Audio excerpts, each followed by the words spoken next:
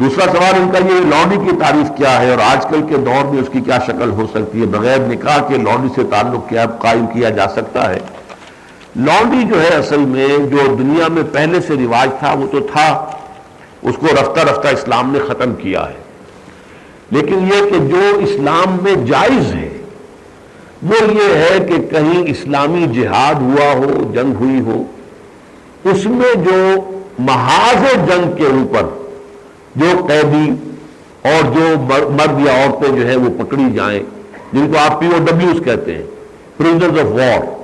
تو prisoners of war کے سلسلے میں ایک شکل تو یہ ہو سکتی ہے ان کا ایکسچینج کر لیا جائے دشمن کے ساتھ۔ فرض کیجئے ابھی جنگ جاری ہے، ابھی وہ ایکسچینج کا مرحلہ نہیں آ سکتا، چھوڑ دینے میں یہ اندیشہ ہے کہ وہ پھر کافروں کی طرف سے آ کر آپ سے مقابلہ کریں گے۔ اور تیسری شکل یہ ہے کہ آپ انہیں کنسنٹریشن کیمپس میں رکھیں، تو وہ آپ کی معیشت کے اوپر ایک بوجھ ہے، آپ کو انہیں کھلانا پلانا پڑ رہا ہے، اور ویسے ان کی بھی زندگی اب نارمل ہو گئی، تو اسلام نے اس کا ایک نارمل طریقہ بنا دیا کہ اسے معاشرے میں تقسیم کر دو، لوگوں کے اندر وہ غلام اور لونڈی کی حیثیت سے تقسیم ہو جائیں گے، تاکہ معاشرے کے اندر وہ جذب ہو جائیں، وہاں پر وہ کام بھی کریں، مفید بھی ہو، ان کے کھانے پینے کا، ان کی ضروریات کا بھی بندوبست ہو جائے، ان سے حسن سلوک کا بھی حکم دیا گیا ہے۔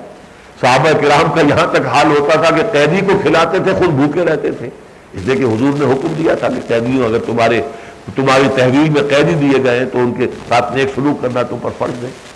تو اس حوالے سے لونڈی سے جو ہے وہ تمتع ہو سکتا ہے، یعنی بغیر نکاح کے بھی جنسی تعلق قائم کیا جا سکتا ہے، لیکن جو اولاد ہوگی وہ در حقیقت اسی آدمی کی شمار ہوگی، لونڈی کی نہیں، وہ برابر ہوگی، چاہے آزاد بیوی سے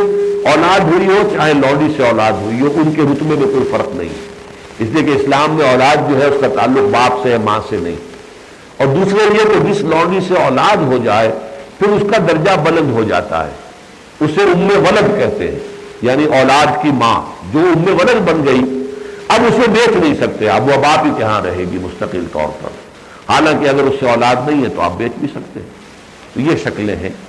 اس وقت دنیا میں کوئی شکل موجود نہیں ہے لونڈی کی اور کنیز کی اور غلام کی۔